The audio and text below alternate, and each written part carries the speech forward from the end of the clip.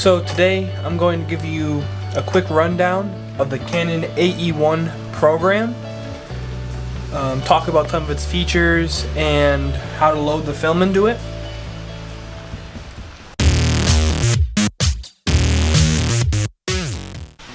So the Canon AE-1 program came out around 1985.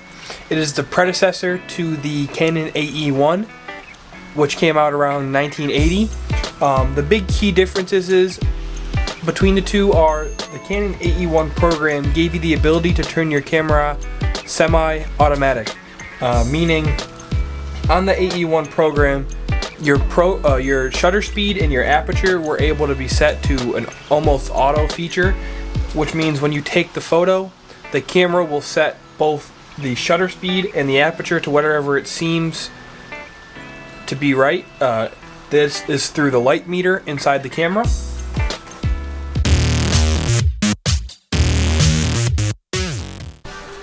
Now, some of the features that on this camera are a little tricky to understand, so I'm going to give you a quick rundown of each. So if you see right here, this button, this is to preview your depth of field. If you look in here, you can see the iris of the camera. This is you previewing what your depth of field is going to be for your photos. Right here, this little knob is the external flash input. So that is if your hot shoe doesn't work anymore, you plug a wire into here, which then goes to an external flash so that your camera and the flash could still communicate. Here we have your aperture lock. So say you want it to stay at, we'll say F11, you will push this top button and it will lock in at F11. So right here on the lens, if you could see it, there is a button that is to change your aperture. So by rotating that, and when you want to go to auto, you got to hold it in and pull it over. Focusing on the camera, this knob right here. Right here, this is to detach your lenses.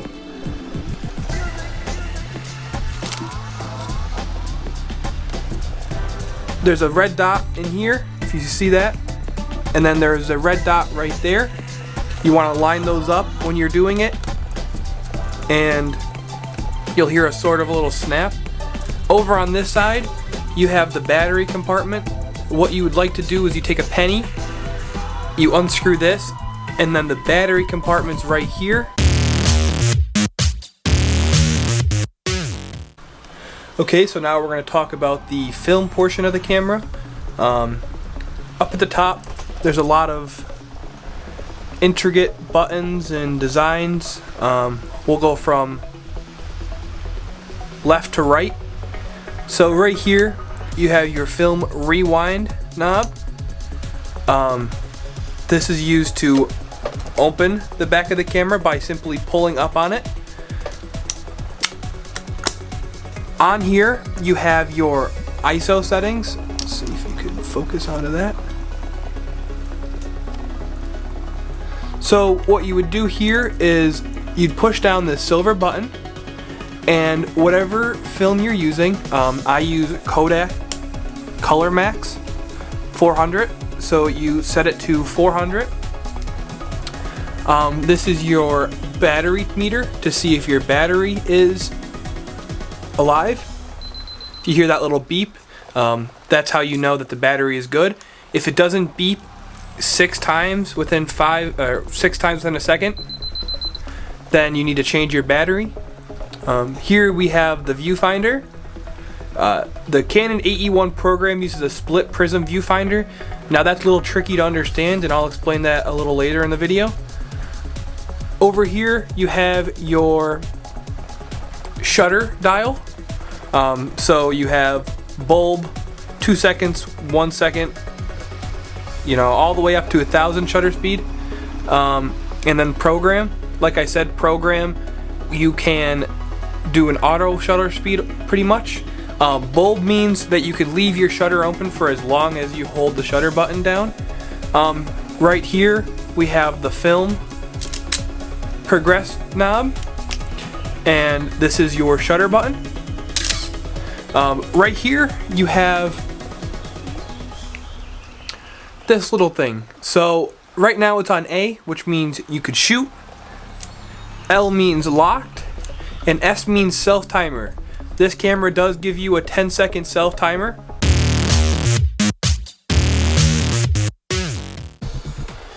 Alright, so now we're going to talk about the viewfinder and what's inside of it.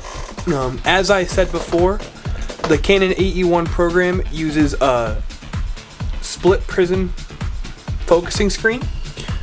When you look through the viewfinder, this is exactly what you'll see. As you can tell right in the middle, this is your focusing indicator if you're in focus.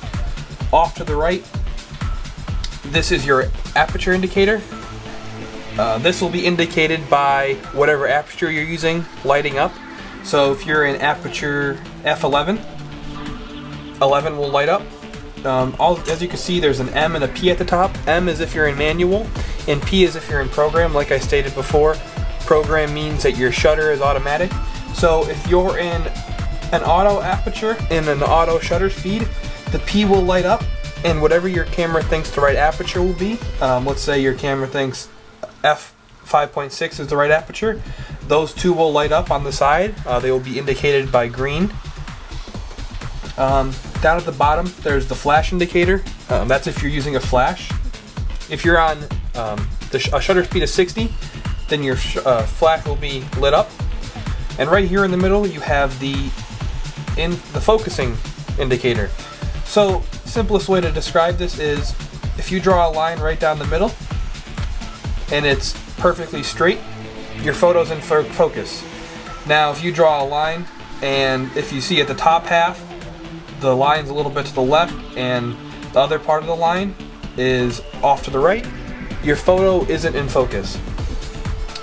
For the way the split prism works is when you're focusing, you're going to focus and there's going to be a straight line when your photo's in focus. If it's not, whatever is in that photo is going to be distorted a little bit to the left or right. Not when the photo comes out, it just won't be in focus. So to indicate that, I'm going to draw a little tree. So as you can tell, this tree is offset a little bit, but the photo won't come off like that. So to focus that, what you want to do is you just want to focus in until the tree connects, and then you'll have a in focus photo. The way to know if your focusing screen is working, point it at a straight object, so a tree, a lamppost, anything like that. Focus your camera, and like I said, everything should be going straight up and down. There should be no distortion in the photo. The lines should all connect and everything. So this white area around here, that's where your photo is going to be. But yeah, other than that, that's the split prism focusing screen. They are replaceable. If you're more into a grid view, then you could replace them. It's hard if you don't know what you're doing, but it does come with a tool that's pretty self-explanatory.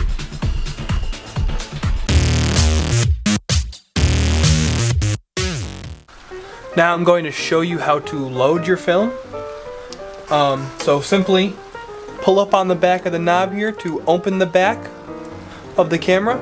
As you can see, pretty self-explanatory, the back. I use Kodak Color Max 400 film. So what you do is you put your film in here, so you can see that, and then what you want to do is you want to hold it down with your left hand, pull it over until you get it into there, maybe just a little more, and then you want to advance your film, close the back of this, snap that down, and then you have to advance your film until you see the 1 on the how many exposures are left right here, and you're good to go on loading your film. It's pretty easy. You just want to make sure that your film is in the sprocket in there, or you could be exposing the same exposure multiple times. So just make sure you keep that in mind when you're loading your film.